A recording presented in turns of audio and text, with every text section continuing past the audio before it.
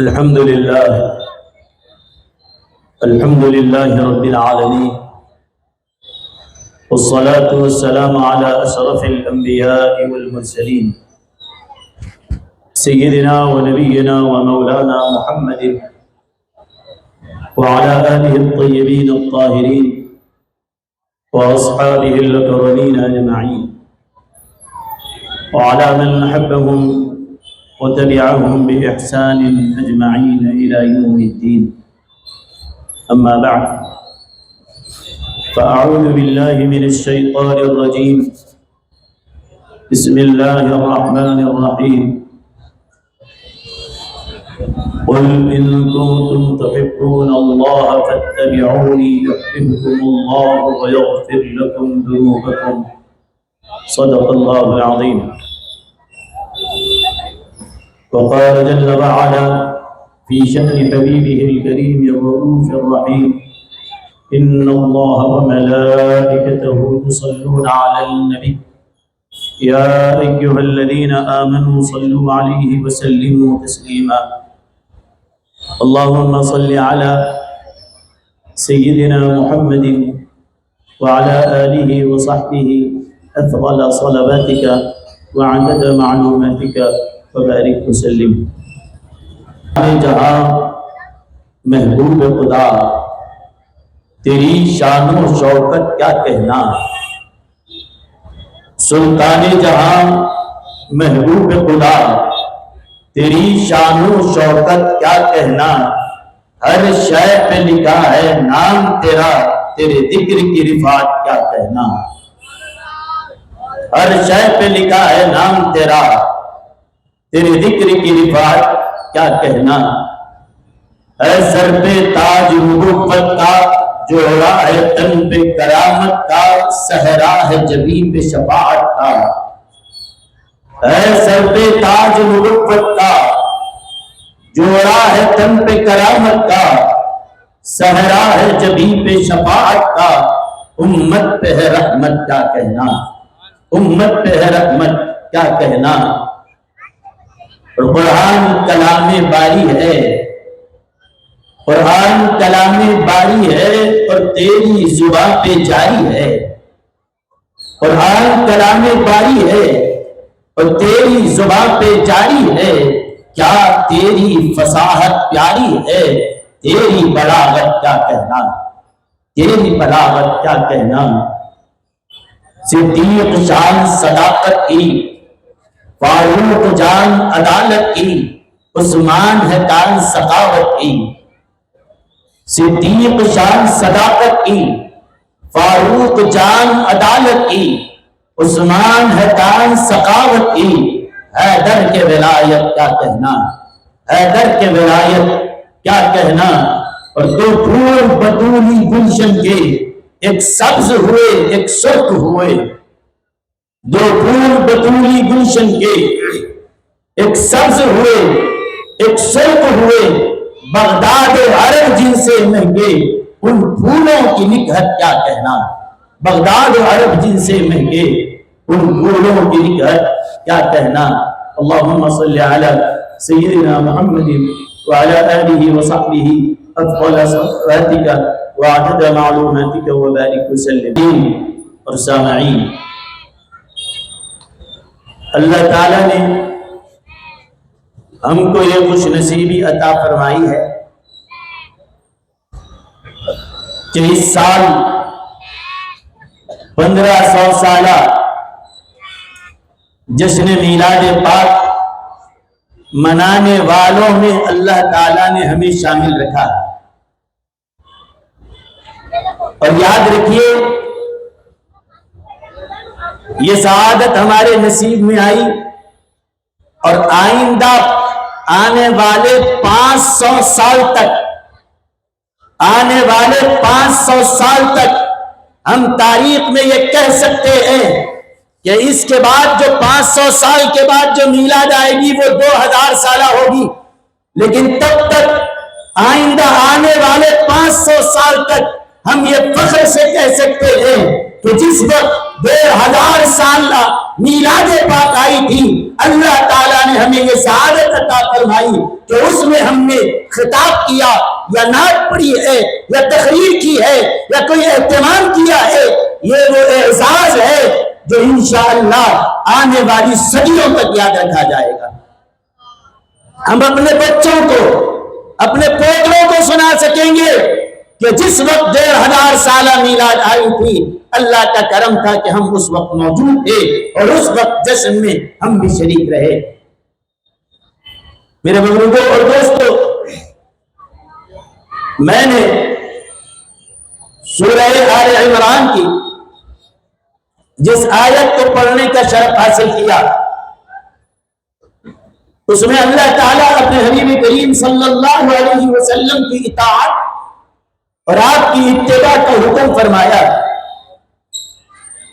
دراصل بات یہ ہے کہ جب یہودیوں کو اور عیسائیوں کو اسلام کی دعوت دی گئی، حق کی طرف ان کو بلایا گیا، تو وہ انکار کر دیے اور کہنے لگے ہم کو کسی عمل کی ضرورت نہیں، ہم کو کسی دعوت کی ضرورت نہیں ہے، اس لیے کہ کہتے ہیں وقالت اليہود والنصارى نحن ابناء اللہ واحباؤہ، کہنے لگے کہ ہم، یہود بھی کہتے تھے، نصارہ بھی کہتے تھے کہ ہم نعوذ باللہ خدا کے بیٹے ہیں اور خدا کے چہیتے ہیں، لہذا جیسے کوئی باپ اپنی اولاد کو کسی تکلیف میں، کسی عذاب میں مبتلا نہیں کرتا، ہم بھی نعوذ باللہ اللہ کے بیٹے ہیں، اللہ ہم کو کوئی عذاب دینے والا نہیں۔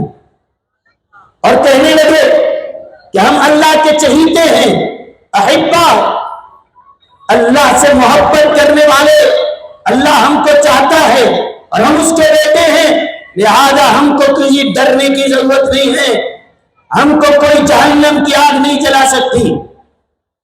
اب یہ تو دعویٰ انہوں نے کر دیا، اللہ تعالیٰ نے ان کے اس دعوے کا جواب، اس کا رد قرآن کریم نے کیا اور فرمایا، کیا کہا کہ تم کہتے ہو کہ اللہ کے بیٹے ہو، سنو، لم یلد ولم یولد، اللہ کی شان یہ ہے نہ اس کی کوئی اولاد ہے نہ اس کے کوئی ماں باپ ہے۔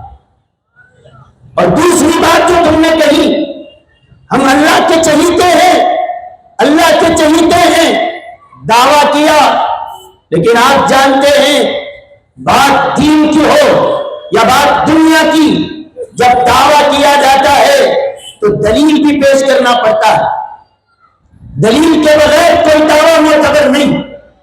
اگر آپ کہیں کہ یہ زمین میری ہے، یہ دعویٰ ہے، دلیل کے طور پر آپ کو کاغذات لا کے بتانا پڑے گا، پیپرز دکھانا پڑے گا۔ اگر کہیں گے یہ گاڑی میری ہے، دعویٰ ہوا، RC بتائیں گے آپ، یہ اس کی دلیل ہے کہ یہ گاڑی آپ کی ہے۔ اب دعویٰ کوئی معمولی نہیں ہے، دعویٰ یہ کیا جا رہا ہے کہ ہم اللہ کے چہیتے ہیں، اللہ کے چہیتے، اس سے محبت والے۔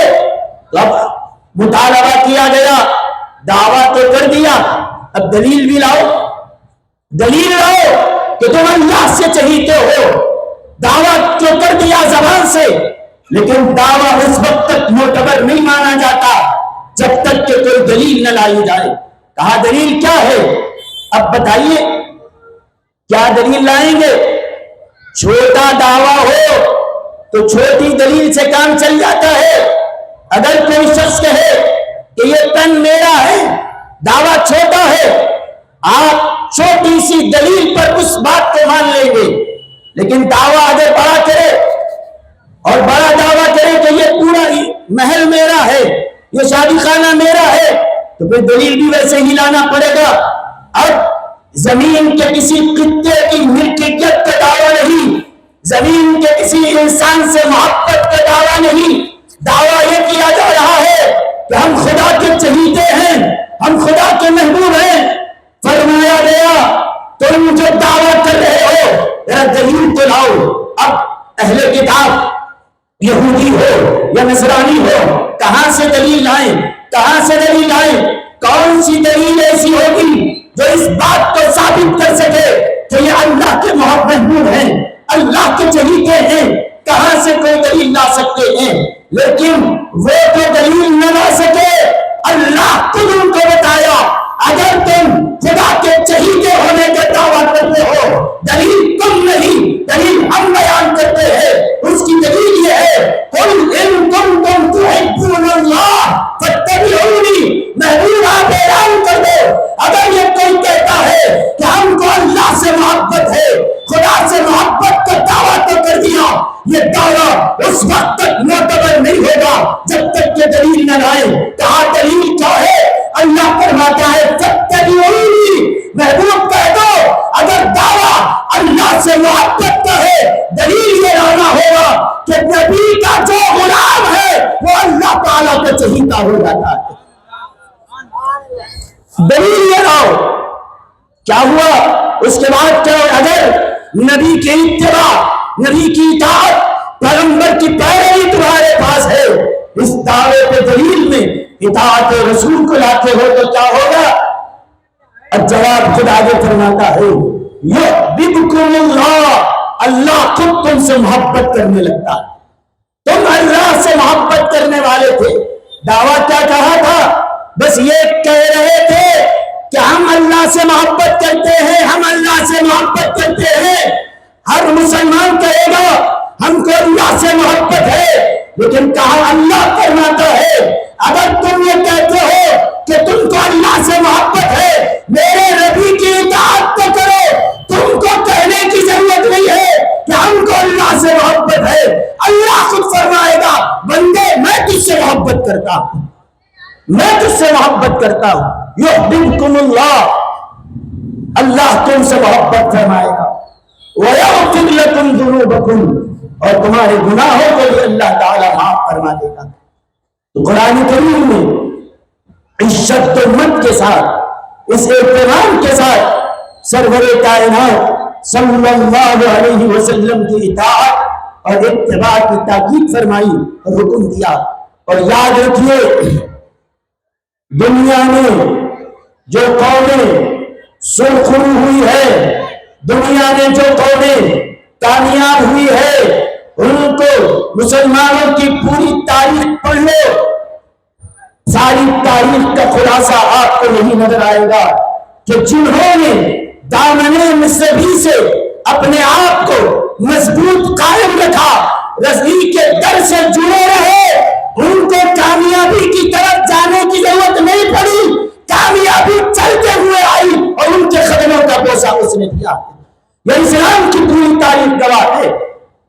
آپ کو میں اس تاریخ کے اس سنہرے برق کی طرف لے جانا چاہتا ہوں کہ جب اللہ کے رسول صلی اللہ علیہ وسلم نے مکہ مکرمہ کو فتح فرمایا، فتح مکہ کے بعد بھی 15 دن گزرے تھے کہ اطراف اکناف کے سارے قبائل اکٹھے ہوئے اور انہوں نے یہ کہا کہ اگر مسلمان فی الوقت مکہ کو فتح کر چکے ہیں، اگر اس وقت بھی ان پہ قابو نہ پایا جائے، اگر ہم غلبہ حاصل نہ کریں تو پھر یہ علاقہ ہمیشہ کے لیے ہم سے رخصت ہو جائے گا، پھر کبھی ہم ان پہ غالب نہیں آ سکیں گے۔ چنانچہ بہت بڑی پلاننگ ہوئی اور جنگجو لوگوں کو تیار کیا گیا اور ایسے ایسے ماہر تیر انداز پلاننگ کر کے ان کو اکٹھے کیا گیا۔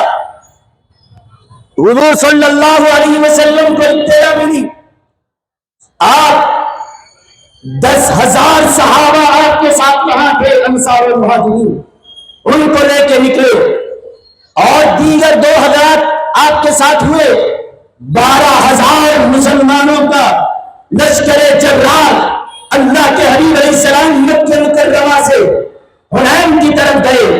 اب جب حنین پہنچے وہاں پر دشمنوں نے پہلے ہی سے جال بچھا کر رکھا تھا، کفار کی تعداد 30,000 تک پہنچی ہوئی تھی، 30,000 کر رہے تھے، اور سب کو ایک پلاننگ کے تحت، جیسے آپ دیکھے ہوں گے بڑے بڑے پہاڑ ہوتے ہیں، ان پہاڑوں کے بیچ میں جو ساند ہوتی ہے، اس ساند کے پاس پہاڑوں کے بیچ میں 30,000 اسنیپرز کو بٹھایا. ایسے لوگ جو تیر چلاتے ہیں تو کبھی ان کا نشانہ نہیں چوکتا. ایسے لوگ جو تیر اندازی کے ماہر تھے، پہاڑوں میں الگ الگ جگہ سب کو سیٹ کر دیا، اور 30,000 لوگ تیر اندازی کے جو ماہر تھے میدان میں پہاڑوں کے بیچ میں چھپے ہیں. حضرت نبی کریم صلی اللہ علیہ وسلم اپنے صحابہ کے ساتھ میدان میں اترے. جب میدان میں آئے تو کیا ہوا؟ ابھی سنبھلنے بھی نہیں پائے تھے. پہاڑوں کے پیچھے جو دشمن چھپے ہوئے تھے، چھپ چھپ کے ایسے تیر برسائے. ایک تیر آئے تو آدمی روک سکتا ہے، 10-12 آئے تو روک سکتا ہے، لیکن جیسے بارش کے قطرے آتے ہیں، بارش کی طرح تیروں کی برسات ہونے لگی. نہ ادھر جا سکتے ہیں، نہ ادھر جا سکے، نہ آگے بڑھ سکتے ہیں. میدان چھوڑنے پہ مجبور ہو گئے. اچانک تیروں کی جب بارش ہوئی، کچھ نہ سدھرا، سارے لوگ میدان چھوڑ کے پیچھے بھاگ رہے ہیں. اس سے پہلے قرآن کریم کی آیت سن لو. اللہ تعالیٰ فرماتا ہے لَقَدْ نَصَرَكُمُ اللَّهُ فِي مَوَاطِنَ كَثِيرَةٍ وَيَوْمَ حُنَيْنٍ. اللہ نے بہت سے مقامات پہ تمہاری مدد کی ہے، اور حنین کے دن بھی تمہاری مدد کی. لیکن اس وقت مسلمانوں سے غلطی ہوئی. غلطی کیا ہے؟ ہم اپنی زبان میں اس کو غلطی بھی نہیں کہہ سکتے، لیکن اللہ نے گرفت کی ہے. وہ کیا ہے؟ جب میدان میں مسلمان کھڑے تھے، 12,000 کا لشکر تھا، تو صحابہ کے دل میں یہ خیال پیدا ہوا، آج ہم کو فتح حاصل کرنے سے کوئی طاقت نہیں روک سکتی. کیوں؟ بس اتنا خیال ذہن میں آیا. بدر میں 313 تھے تو غالب آئے، آج 12,000 ہیں. سبوں کو زیر و زبر کر کے رکھیں گے. آج تو 12,000 ہیں ہمارے پاس. بدر میں نہ لشکر تھا، نہ ہتھیار تھے، نہ سواریاں تھی. بغیر کسی لشکر سپاہ کے ہم نے بڑی تعداد پہ فتح حاصل کی. 313 نے کفر کو زیر و زبر کر دیا تھا. آج تو ہم 12,000 ہیں. آج ہم غلبہ پا کے رہیں گے. بس اللہ نے اس بات کو پر مواخذہ کیا اور فرمایا اِذْ أَعْجَبَتْكُمْ کثرتکم. کیا بات ہے؟ کیا بات ہے کہ تم کب سے اپنے بازوؤں پہ بھروسہ کرنے لگے؟ کیا بات ہے کب سے تم نے اپنے ہتھیاروں پہ بھروسہ کیا؟ کیا بات ہے کہ تم کب سے اپنے لشکر پہ بھروسہ کرنے لگے؟ حالانکہ اگر کوئی اپنی طاقت پہ بھروسہ کرتا ہے، کوئی اپنے لشکر پر نظر رکھتا ہے، کوئی اپنے ہتھیار پر فوجی نظر رکھتا ہے، یہ برا نہیں ہے، یہ کوئی غلطی نہیں ہے. لیکن اللہ کے رسول صلی اللہ علیہ وسلم کی موجودگی میں نبی موجود ہو اور بھروسہ نبی پر نہیں ہتھیار پر کیا جائے، یہ بھی بے ادبی ہو جاتی. نبی موجود ہے اور نبی کا وجود ہو اور توقع یہ کرے آج ہم کو کامیابی ملنے والی ہے، تو ان سپاہیوں کی وجہ سے اللہ فرماتا ہے اب دیکھتے ہیں کون تم کو کامیابی دلاتا ہے. میدان میں اترے، تیروں کی بارش ہوئی، پیر اکھڑ گئے، واپس صحابہ بھاگ رہے ہیں، اور ایسی بارش ہوئی تیروں کی، کوئی سنبھلنے نہیں پایا، کوئی سنبھل نہیں سکا، سارے پیچھے ہٹ گئے. صرف اللہ کے حبیب علیہ السلام دیکھ رہے ہیں. 12,000 لوگ ساتھ تھے، سب کے قدم اکھڑ گئے. لیکن اس نازک وقت میں اللہ کے رسول علیہ السلام پلٹ کے دیکھے تو پیچھے اگر کوئی کھڑا ہے تو حضرت ابو بکر صدیق رضی اللہ عنہ، پیچھے اگر کوئی جانثار کھڑے ہیں حضرت مولا کائنات علی مرتضی رضی اللہ عنہ، پیچھے اگر کوئی کھڑے ہیں حضرت عمر بن خطاب رضی اللہ عنہ، حضرت عباس رضی اللہ عنہ. بس یہ گنتی کے چند حضرات ساتھ ہیں، باقی 12,000 لوگ ختم ہو کر گئے، میدان چھوڑ کے پیچھے ہٹ گئے. کیوں؟ تیروں کی جو برسات تھی اس کی کوئی تاب نہیں لا سکتا تھا. پورا لشکر منتشر ہو گیا اور اللہ نے حنین کے میدان میں سبق پڑھایا. کہاں گیا تمہارا 12,000 کا لشکر؟ کہاں گئی وہ تمہاری تعداد؟ کہاں گئی تمہاری جمعیت؟ کہاں گئے تمہارے سپاہی؟ کہاں گئے تمہارے ہتھیار؟ صرف کہا مولا کیا غلطی کی؟ کیا کوئی گناہ کیا؟ کیا تیرا انکار کیا؟ کہا گناہ بھی نہیں، انکار بھی نہیں، بس بات یہ ہے تمہاری نظر ہمارے نبی سے ہٹی کیسے؟ بس اتنی بات تھی. اور یہ صحابہ کی اگر شکست ہو جائے تو صرف صحابہ کی شکست نہیں ہے، یہ اسلام کی شکست ہوگی، یہ دین کی شکست ہوگی. کہا کہ یہ جو ہوتا ہے ہو جائے، لیکن آج سبق پڑھایا جائے گا. تمہاری نظر ہمارے حبیب سے ہٹتی کیسے؟ اس کے بعد اگر تم میدان چھوڑ کے جانا چاہتے ہو جاؤ، ہمارا مصطفیٰ کسی کا محتاج نہیں ہے، ہمارا نبی کسی کا محتاج نہیں ہے. اب جب سارے لوگ پیچھے ہٹ گئے، حضور تنہا ہے میدان میں، حضرت ابوبکر حضرت مولا علی ساتھ ہے، چند صحابہ آپ کے ساتھ، باقی پورے پیچھے ہٹ گئے. اب اللہ کے حبیب علیہ السلام بس اتنا فرمایا، کوئی ہے جو مجھے زمین سے ایک مٹھی مٹی اٹھا کر دے سکتا ہو تو دے. زمین سے ایک مٹھی مٹی اٹھائے. حضور کی آواز پیچھے گئی، پیچھے جو صحابہ تھے وہ جھک کر مٹی اٹھانے ہی والے تھے، لیکن ان سے پہلے جس سواری پہ حضور بیٹھے تھے وہ کہنے لگی، حضور آپ اپنے صحابہ ہی کو اپنے غلام کیوں سمجھتے ہیں؟ میں جانور بھی ہوں لیکن غلام مصطفیٰ ہوں. فوراً بس نبی نے اتنا کہا کہ مجھے کنکری چاہیے. صحابہ آنے سے پہلے وہ سواری زمین پہ بیٹھ گئی اور جھک گئی، اور اللہ کے رسول علیہ السلام نے ایک مٹھی مٹی اٹھائی. ایک مٹھی مٹی ہاتھ میں ہے. اب بتائیے، سامنے 30,000 کفار کا لشکر، اور پورے ایک جگہ نہیں، کوئی اس پہاڑ کے پیچھے ہے، کوئی اس پہاڑ کے پیچھے، کوئی یہاں کوئی وہاں، سارے پھیلے ہوئے ہیں. حضرت رسول کریم صلی اللہ علیہ وسلم نے اپنے مبارک ہاتھ میں کنکریاں لی اور کفار کی طرف اس کو پھینکا. پھینکنا کیا تھا؟ آج تک زمین میں ایسا کوئی معجزہ نہیں دیکھا تھا، آج تک چشمے فلک میں کوئی نظارہ ایسا نہیں کیا تھا کہ حضور کے مبارک ہاتھوں سے جو نکلی تھی ایک مٹھی میں کنکریاں. آپ بتاؤ، ایک انسان کے ہاتھ میں ایک مٹھی کنکر لے تو کتنے آئیں گے؟ کتنے کنکر آ سکتے؟ بہت ہو گیا 100 آ جائیں، اور بڑا ہاتھ ہو تو 200 آ جائیں، اور کیا ہوگا 100-200 سے زیادہ کنکر ہماری مٹھی میں آ نہیں سکتے.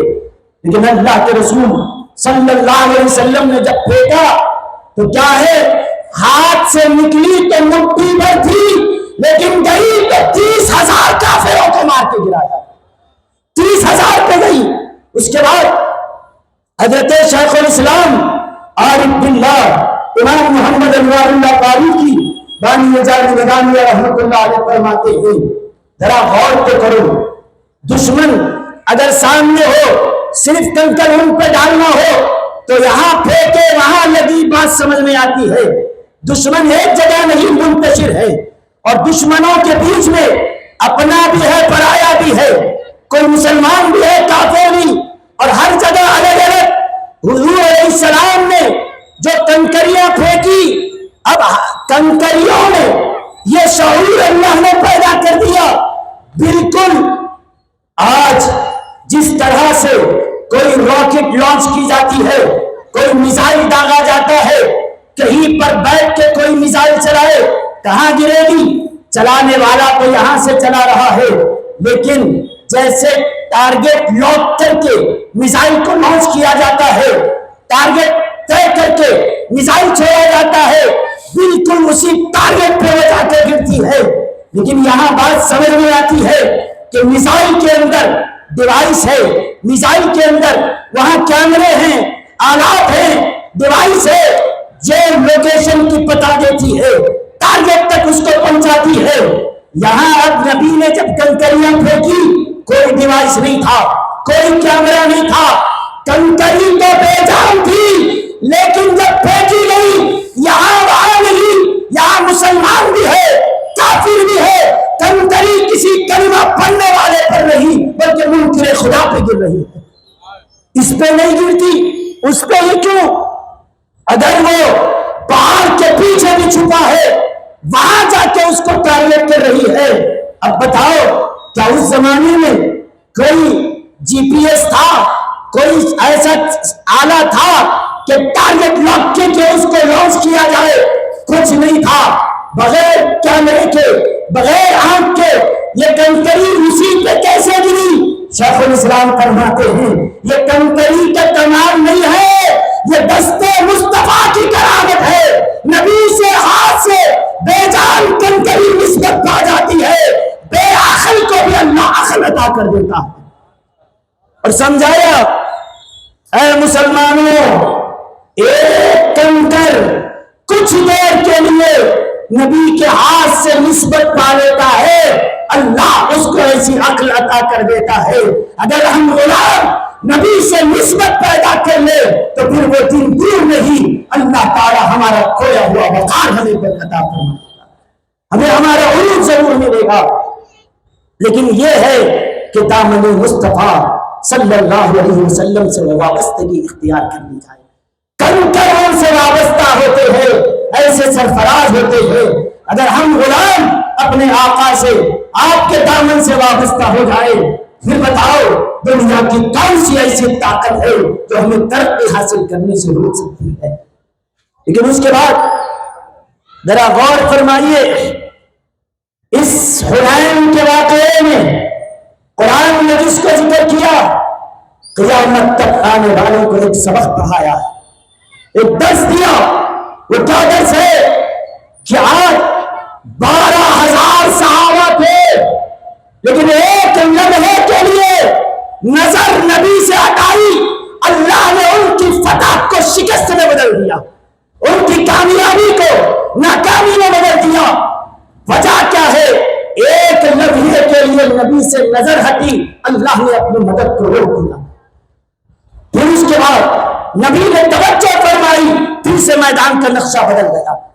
آج جیسے وہاں 12,000 لوگوں نے اپنے بازوؤں پہ بھروسہ کیا کہ ہم دنیا میں جی سکیں گے، کامیابی حاصل کریں گے، تو اپنے دم پر، اپنے لشکر و سپاہ کی بنیاد پر کامیاب ہوں گے۔ اللہ نے ان سے مدد کو روک دیا۔ آج وہی ہے، اذ اعجبتکم کثرتکم۔ آج دنیا میں 57 ایسے ممالک ہے جہاں اسلامی حکومت قائم ہے، 57 سے زائد ممالک میں آج مسلمان حکمرانی کر رہا ہے۔ پھر کیا بات ہے؟ کیوں غزہ پہ بم ڈالے جا رہے ہیں؟ کیوں مسجد اقصی ہم سے چھینی گئی ہے؟ کیوں فلسطینیوں کو تڑپا تڑپا کے مارا جا رہا ہے؟ آج کثرت تو ہے، دولت تو ہمارے پاس ہے، اور جیسے ان اعجبتکم کثرتکم کا سبق حنین کے دن پڑھایا گیا ہے، آج اس سبق کو دہرانے کی ضرورت ہے۔ آج 57 ممالک ہمارے پاس ہیں، آج پیٹرول ہمارے پاس ہے، دنیا کی دولت ہمارے پاس ہے۔ اگر کمی ہے تو ہم کو فتح سے روک رہی ہے تو وہ یہی ہے کہ دامن مصطفیٰ سے ہماری نسبت کمزور ہو گئی۔ اگر آج بھی جس رب نے نبی کی نسبت سے حنین کا نقشہ بدلا ہے، آج بھی امت مسلمہ کی تقدیر بدلی جا سکتی ہے۔ شرط یہ ہے کہ انہیں اصولوں کو اپنایا جائے، قرآن کو تھاما جائے، اور اللہ کے رسول صلی اللہ علیہ وسلم کے دامن سے نسبت قائم کر لی جائے۔ اللہ ایسی ذلیل قوم کو بھی اللہ عزت و وقار عطا فرمائے گا۔ تقدیریں بدلنے وقت نہیں لگتا، لیکن شرط یہ ہے کہ ہم کو پہلے اپنے آپ کو بدلنا پڑے گا۔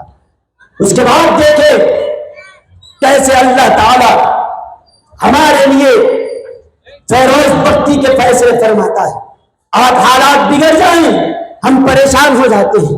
کہا کہ فلاں ہے ظالم ظلم کر رہا ہے, فلاں شخص ہم کو ستا رہا ہے, کبھی ادھر کبھی ادھر, در در پہ پھرنے والے, ان کے در پہ سر ٹیکنے والے, آؤ کبھی اپنے رب کے دربار میں بھی سر جھکا کے دیکھو, کبھی اپنے تڑپتے دل سے اپنے مولا کو پکار کے دیکھو, اللہ تعالیٰ کیسی ہماری مدد اور نصرت فرماتا ہے.